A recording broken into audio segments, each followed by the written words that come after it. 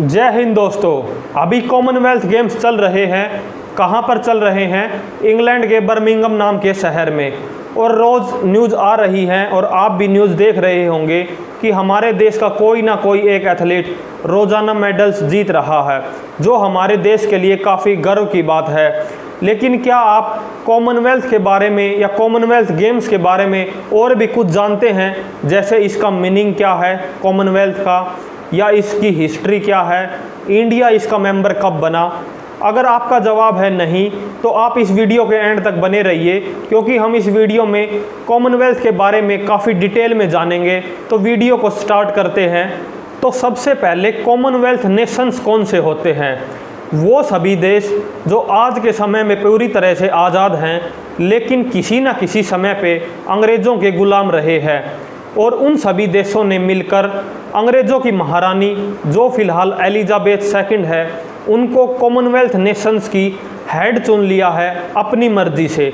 तो वो सभी देश कॉमनवेल्थ नेशंस के ग्रुप में आते हैं। आज के समय में लगभग 56 कंट्रीज़ कॉमनवेल्थ नेशंस के ग्रुप में हैं। और जो मेन बड़ी कंट्रीज़ हैं जैसे Australia, south Africa, New Zealand, India, ये कुछ मेन बड़ी कंट्रीज़ हैं।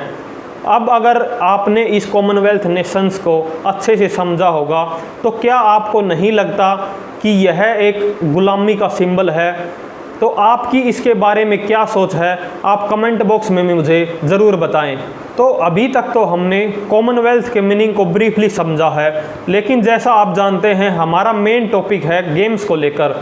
तो अगर गेम्स की बात करें तो पहले कॉमनवेल्थ गेम्स 1930 में हुए, जो कनाडा के हैमिल्टन नाम के शहर में हुए। कॉमनवेल्थ गेम्स को सबसे पहले कराने में जिस इंसान का मेन रोल रहा था उसका नाम है मार्कस रॉबिन्सन। उस समय पे इन गेम्स को ब्रिटिश एम्पायर गेम्स कहा जाता था। उसके बाद से लेकर आज तक हर 4 साल में ये गेम्स होते रहते हैं। केवल 1942 और 1946 में इन गेम्स को कैंसिल किया गया था। लेकिन क्या आप इसके पीछे का रीज़न जानते हैं? अगर आपको पता है कि ये गेम्स क्यों कैंसिल हुए थे तो आप मुझे कमेंट बॉक्स में ज़रूर बताएं। क्या इसका रीज़न वर्ल्ड वॉर तो नहीं था? अगर हाँ तो कौन सा वर्ल्ड वॉर था? आप मुझे कमेंट बॉक्स में बताएं। नॉर्मल कॉमनवेल्थ गेम्स के अलावा यूथ के लिए भी कॉमनवेल्थ गेम्स होते हैं, जिनमें 14 to 18 एज ग्रुप के एथलीट्स पार्टिसिपेट करते हैं। अब अगर हम बात करें कि इसकी मैनेजमेंट इन गेम्स की या फिर इनको ऑर्गेनाइज कौन करवाता है, तो सबसे टॉप लेवल पे एक अथॉरिटी है कॉमनवेल्थ गेम्स फेडरेशन। वो ही इसके लिए रिस्पॉन्सिबल है। वो ही डिसाइड करते हैं कि गेम्स कहाँ पे होंगे, इनका क्या शेड्यूल होगा। और अलग अलग गेम्स के लिए कमिटीज़ भी बनाई गई हैं। तो ये सभी कमिटीज़, एसोसिएशन और फेडरेशन मिलकर इन गेम्स को ऑर्गेनाइज करवाते हैं। अब हम कुछ फैक्चुअल डिटेल्स के बारे में जानेंगे। तो सबसे पहला पॉइंट है कि 21 बार कॉमनवेल्थ गेम्स हो चुके हैं, और जो फ़िलहाल लंदन के बर्मिंघम में चल रहा है वो 22वां कॉमनवेल्थ गेम्स है। सेकंड पॉइंट है कि 9 देशों में 26 शहरों को सेलेक्ट किया गया है। इन्हीं 26 शहरों में से किसी एक शहर में हर 4 साल में कॉमनवेल्थ गेम्स ऑर्गेनाइज करवाए जाते हैं। अगर हम थर्ड पॉइंट में पॉइंट्स टेबल की बात करें तो ऑस्ट्रेलिया सबसे ज़्यादा मेडल जीतने वाला देश है। इसके बाद इंग्लैंड, थर्ड पे कनाडा और इंडिया की पोजीशन 4th है। इंडिया ने अभी तक टोटल 503 मेडल्स जीते हैं, जिसमें 181 गोल्ड्स हैं। अब तक सबसे अधिक बार कॉमनवेल्थ गेम्स ऑस्ट्रेलिया में 5 बार करवाए गए हैं।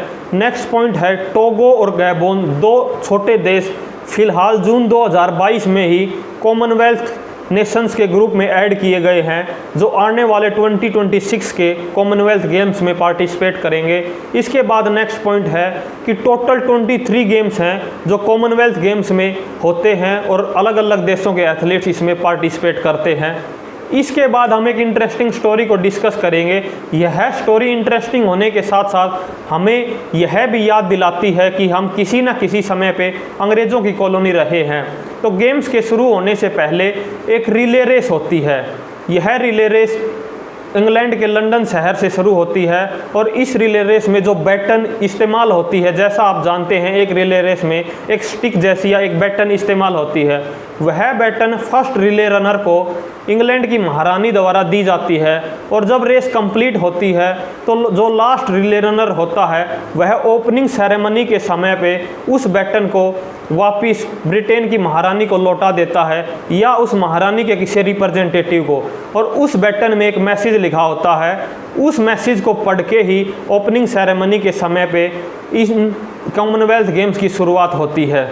तो यही कुछ बेसिक और इम्पोर्टेंट जानकारी थी कॉमनवेल्थ गेम्स को लेकर और कॉमनवेल्थ नेशंस को लेकर। मुझे उम्मीद है कि आपकी अंडरस्टैंडिंग व आपकी नॉलेज दोनों कॉमनवेल्थ को लेकर बढ़ी होंगी। वीडियो को एंड तक देखने के लिए आप सभी का धन्यवाद। जय हिंद, जय भारत।